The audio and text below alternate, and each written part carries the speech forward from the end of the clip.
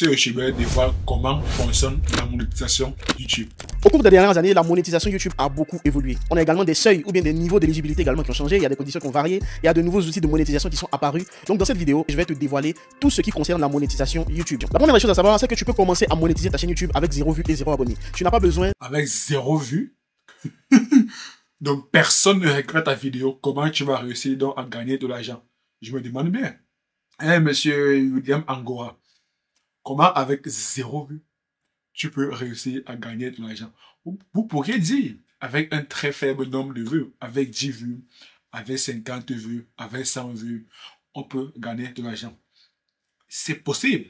C'est ce que vous nous expliquerez d'ailleurs dans la vidéo, j'imagine. Mais comment est-ce que avec 0 vues, 0 vues, 0 visibilité, de vous publier votre vidéo, aucune personne ne regarde? Par quel miracle gagnerez-vous de l'argent, à part par l'opération du Saint-Esprit? Moi, je ne vois pas trop comment. Donc, j'espère que vous nous l'expliqueriez dans votre vidéo, comment gagner de l'argent avec 0 vues, 0 abonnés. D'ailleurs, si vous avez 0 vues, comment pourriez-vous avoir un abonné? C'est très très bizarre. Je ne pense pas que le YouTuber peut s'abonner à sa propre chaîne. Je ne suis pas convaincu. Donc, j'ai un doute. Là, il faut que tu aies quelque chose à vendre en échange du contenu que tu postes sur ta chaîne YouTube. Mais si tu... Justement, pour pouvoir avoir quelque chose à vendre, il va falloir au préalable avoir du trafic. Le trafic, c'est la visibilité. Comment est-ce qu'avec 0 vue, on peut avoir une visibilité? Monsieur William Angora, vous êtes appelé à la barre. Venez répondre de vos paroles. Comment est-ce qu'avec 0 vue, peut-on avoir du trafic pour vendre un produit ou bien un service? Vous êtes appelé à la barre, Monsieur William Angora.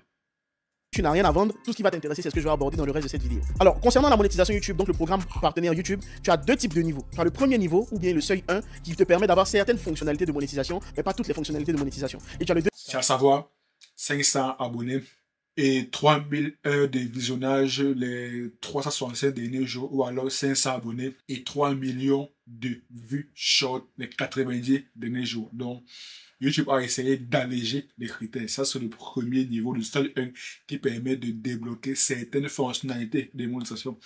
Et j'imagine qu'il expliquera que le seuil 2, c'est ce que l'on connaît tous, du moins ce que connaît la plupart des YouTubeurs. 1000 abonnés et 4000 heures de visionnage les 12 derniers mois, ou alors 1000 abonnés et 10 millions de vues short les 90 derniers jours, ce qui permet de débloquer toutes les fonctionnalités de monétisation. Deuxième niveau, celui qui est le plus connu, peut-être que tu le connais déjà, qui te permet d'avoir accès à l'ensemble des outils de monétisation que YouTube propose. Qu'est-ce que je disais? Qu'est-ce que je disais? Le premier niveau, il est très simple. Il te faut 500 abonnés minimum. Il te faut avoir publié 3 vidéos publiques au cours des 90 derniers jours, donc au cours des 3 derniers mois, sur ta chaîne YouTube. Et il faut que tu aies 3000 heures de visionnage sur tes vidéos publiques. Non, les vidéos non répertoriées, privées, tout ça, ça ne fonctionne pas. Ou alors, l'autre condition, il faut que tu aies 3 millions de vues sur tes YouTube Shorts au cours des 90 derniers jours. Et à ce moment-là, tu vas débloquer de nouvelles fonctionnalités de monétisation qu'on appelle le financement par les fans. Donc ce sont les personnes qui regardent ton contenu, donc toi qui es abonné par exemple, qui pourra participer à la monétisation YouTube de ce type de créateur de contenu là. Alors ça te donne droit à certaines fonctionnalités comme le super chat, le super thanks, le super sticker et les souscriptions aux chaînes YouTube. Attention, avec ce niveau de monétisation, tu n'as pas accès à la monétisation avec les publicités sur tes vidéos YouTube. Pour ça, tu as besoin d'atteindre le deuxième niveau. Donc le deuxième niveau, c'est... Qu'est-ce que je disais? C'est exactement ce que j'étais en train d'expliquer. Mais c'est beaucoup plus illustré dans sa vidéo parce que le montage est de qualité. Ça, il faut reconnaître cela. Quand il fait beau, il fait beau. Quand il pleut, il pleut. Il faut être honnête. Son niveau de montage est d'une extrême qualité. Tout est bien illustré et ça permet de faciliter l'expérience de visionnage.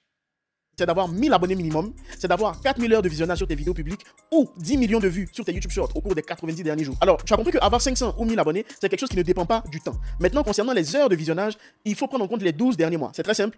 Tu prends le jour où on est aujourd'hui et tu fais 12 mois en arrière, c'est ces heures-là qu'on va compter. Bien évidemment, tes heures ne repartent pas à 0 chaque jour. On prend juste les heures de visionnage qui correspondent aux 12 derniers mois à partir d'aujourd'hui. Mais je vais te...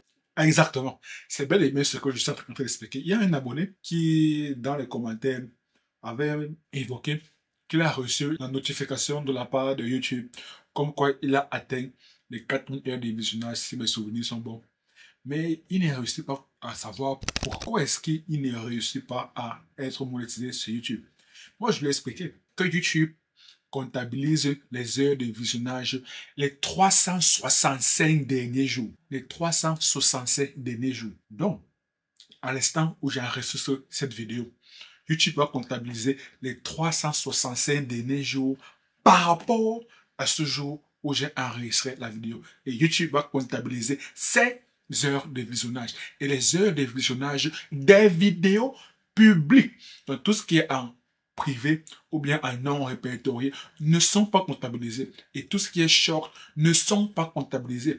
Je ne sais pas si les lives ou bien les podcasts sont comptabilisés, mais normalement, cela est comptabilisé parce que des lives ou bien des podcasts correspondent à des vidéos, mais beaucoup plus longues.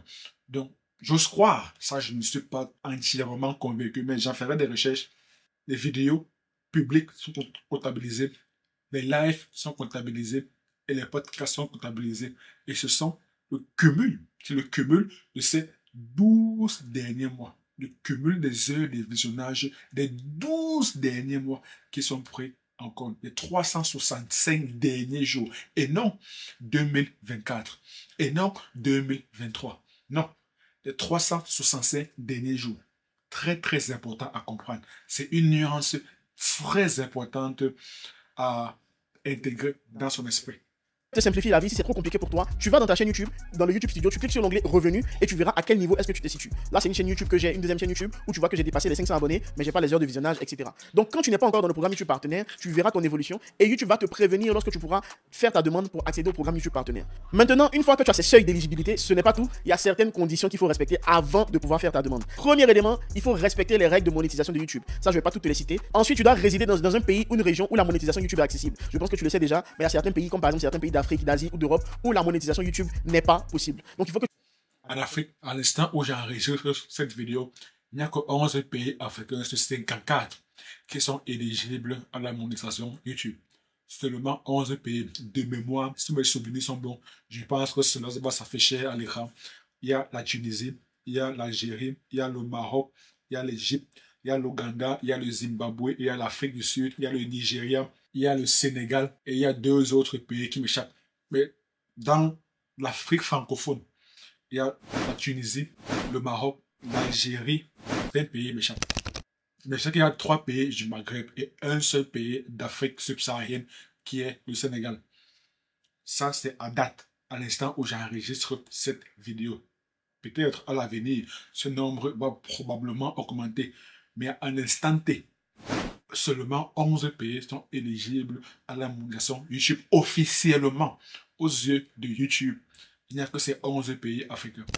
Que tu résides dans l'un de ces pays où la monétisation YouTube est accessible pour que tu puisses faire ta demande. Ensuite, tu dois être sûr que tu n'as aucun avertissement actif sur ta chaîne YouTube concernant les règles de la communauté YouTube ou bien les règles d'utilisation de YouTube. Si tu as un avertissement en cours sur ta chaîne, je te déconseille de faire ta demande pour rejoindre le programme YouTube Partenaire parce qu'elle sera automatiquement refusée. Là, c'est pour une raison de sécurité. Il faut que tu actives la validation en 2 étapes sur ton compte Google. Donc, le compte Google qui est associé à ta chaîne YouTube, tu dois avoir la validation en 2 étapes dessus. Sinon, tu ne pourras pas avoir accès au programme Partenaire YouTube. Ensuite, il faut que tu aies l'accès aux fonctionnalités avancées sur ta chaîne. Et pour ça, tu as besoin d'abord de valider ta chaîne YouTube avec ton numéro de téléphone ou bien une pièce d'identité par exemple. Une fois que ça c'est fait, tu pourras activer les fonctionnalités avancées sur ta chaîne YouTube et ça c'est une des conditions également pour faire ta demande d'accès au programme Partenaire YouTube. Ensuite, si ce n'est pas encore fait, tu dois créer un compte AdSense et l'associer à ta chaîne YouTube ou bien lorsque tu pourras faire ta demande pour le programme YouTube Partenaire, tu pourras créer ton compte AdSense au même moment. Comme ça, tu vas le lier directement à ta chaîne YouTube et c'est grâce au compte AdSense que tu vas pouvoir recevoir tes paiements sur le compte bancaire de ton choix. Et bien évidemment, il faut avoir atteint un des 2 seuils d'éligibilité que je t'ai mentionné juste avant, le niveau 1 ou le niveau 2. C'est à ce moment-là que tu pourras faire ta demande pour accéder au programme Partenaire YouTube. Une fois que tu as atteint les seuils d'éligibilité, une fois que tu respectes les conditions pour faire ta demande au programme YouTube Partenaire, ce qu'il te reste à faire, c'est de simplement faire ta demande à ce programme Partenaire YouTube. Donc lorsque tu reçois la notification de YouTube ou bien que tu vois que dans ton YouTube Studio, dans la partie revenus, tu peux faire ta demande pour accéder au programme Partenaire YouTube, c'est le moment maintenant de faire cette demande-là. Une fois que tu fais cette demande,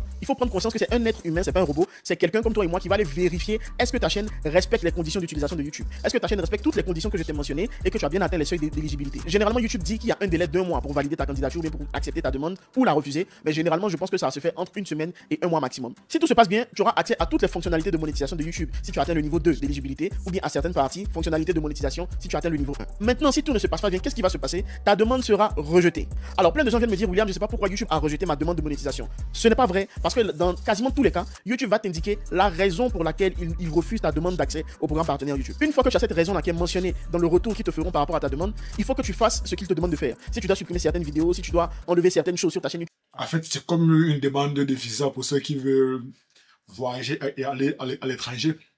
Tu as des conditions à remplir. Lorsque tu ne remplis pas ces conditions et qu'on te refuse le vidéo, bien évidemment, on t'indique les motifs de refus. Et plus tard, tu pourras corriger ces éléments et refaire ta demande de visa pour vérifier si tu as respecté toutes les différentes conditions. Bah, c'est pareil que sur YouTube. Bien évidemment, on ne pourra pas t'émettre un refus sans indiquer le motif de refus. C'est non-sens, c'est insensé. C'est insensé. Lorsqu'on indique toujours un refus, il y a toujours un motif. C'est ce qui est tout à fait normal. C'est logique, à mon sens.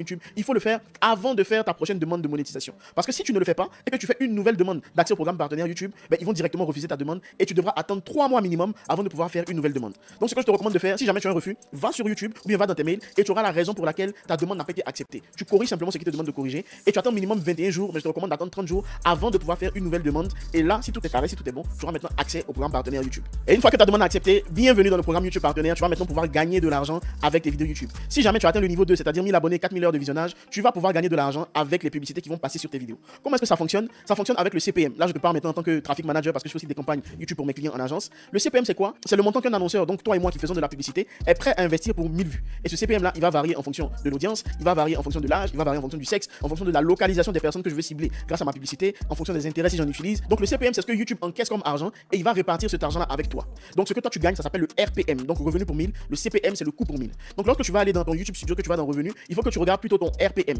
Alors comment est-ce que YouTube se rémunère? Sur le CPM, YouTube va garder 45% et donner 55% au créateur de contenu. C'est exactement ça que je m'évertue à dire lorsque je parle de la monétisation YouTube. C'est exactement ce qu'il est en train d'expliquer. Exactly. Mais bon, comme moi je n'ai pas une voix qui porte, parce que j'ai un très très faible nombre d'abonnés à ce jour, à l'instant où j'enregistre cette vidéo, je suis à peu près 1090 abonnés. Et ce monsieur, bon, actuellement, il a 33 000 abonnés, plus de 33 000 abonnés, donc plus de 33 fois mon nombre d'abonnés. Donc, naturellement, sa voix porte beaucoup plus que ma voix, ce qui est tout à fait normal. Donc, auparavant, c'était un élément qui me fatiguait beaucoup, qui m'énervait beaucoup.